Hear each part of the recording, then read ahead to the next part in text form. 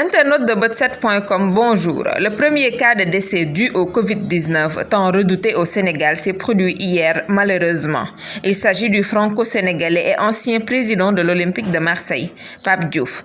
Sous assistance respiratoire depuis samedi à l'hôpital Fann, sa famille a voulu le transférer à Nice, mais il ne tiendra pas jusque-là. Il rend l'âme en début de soirée à l'âge de 68 ans. Pape Diouf a marqué de son empreinte le journalisme, le football et son club de cœur, Marseille. Ces dernières années, il était consultant de la chaîne cryptée française Canal+, où ses analyses ponctuées d'un franc-parler sans être désagréable finissaient le plus clair du temps à gagner l'adhésion et la sympathie de ses interlocuteurs.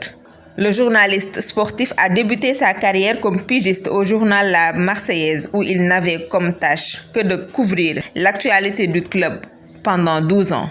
C'est forcément de là que lui vient son amour pour le club phocéen, dont il deviendra le président en 2004 après avoir occupé le poste de manager général. Sous sa présidence, l'Olympique de Marseille se qualifie régulièrement en Ligue des Champions. À ce jour, il demeure le seul dirigeant noir à la tête d'un club d'élite dans toute l'Europe. Acteur majeur du renouveau de Marseille, il quittera la tête du club le 17 juin 2009, après 5 ans de présidence, en raison de conflits avec le président du conseil de l'OM, Vincent Labrune.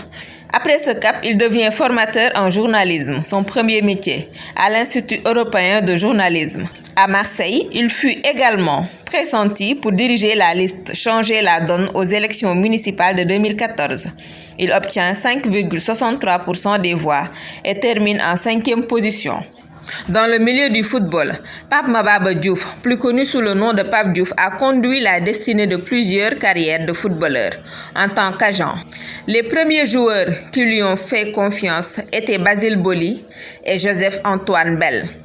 Plus tard, il aura dans son équipe Marcel Desailly, William Gallas, Didier Drogba, entre autres grands joueurs. La presse nationale et internationale lui a rendu un vibrant hommage ce 1er avril à travers des unes à hauteur de son œuvre. Le journal français spécialiste du sport, dans sa parution du jour, titre « Notre pape est mort ». Ce pape qui, comme une prémonition, écrivait dans ses mémoires intitulées « C'est bien plus qu'un jeu ». Je cite « On est, on vit, on part. On est tous de passage, on se succède les uns aux autres. C'est la loi de la nature. Je n'ai pas peur qu'on m'oublie. L'essentiel est que ma famille ne m'oublie pas. Pape Mababa Diouf, 1951-2020. Que son âme repose en paix.